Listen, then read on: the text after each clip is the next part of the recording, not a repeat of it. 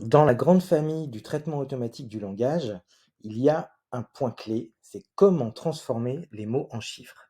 Un réseau de neurones d'une solution d'IA générative, comme ChatGPT ou Copilot, ne peut pas traiter directement les mots. Et vous savez qu'elle a été entraînée sur des grandes quantités de textes sur Internet, sur plusieurs années, plusieurs milliards de pages. Mais le réseau de neurones, l'équation mathématique de la solution d'IA, ne peut pas traiter directement les mots. Il faut donc les transformer en chiffres. Et pour cela, on utilise un processus qui s'appelle la tokenisation et un outil qui s'appelle le tokenizer, qui transforme donc les mots et les lettres en chiffres pour pouvoir les traiter plus facilement. Regardons comment ça fonctionne. J'ai pris un tokenizer qui est disponible sur internet et qui a un petit nom assez drôle puis qui s'appelle le Tick Tokenizer. Et donc c'est exactement le principe qu'on a vu à l'instant, c'est-à-dire c'est vraiment un programme qui transforme les chiffres en lettres.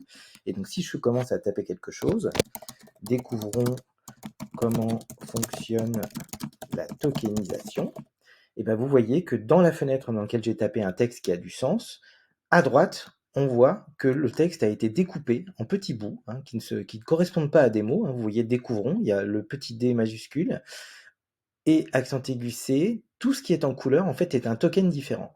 Donc en fait cette phrase, découvrons comment fonctionne la tokenisation, c'est en fait, comme on le voit ici, 10 tokens.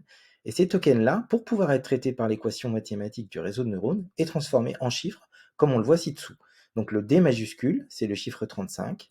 Comment, c'est 4068, et ainsi de suite.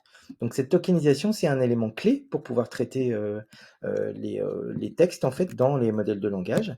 Et ils sont sensibles à la casse, c'est-à-dire si vous l'écrivez en majuscule ou en minuscule, en fait, c'est pas la même chose. Prenons un exemple, si j'écris Paris, donc la ville Paris, la Paris, c'est un token, donc c'est 60 704. Et si je ne mets pas la majuscule au début, Paris, en fait, c'est deux tokens. Il y a par, qui est 1768, et i, qui est 285.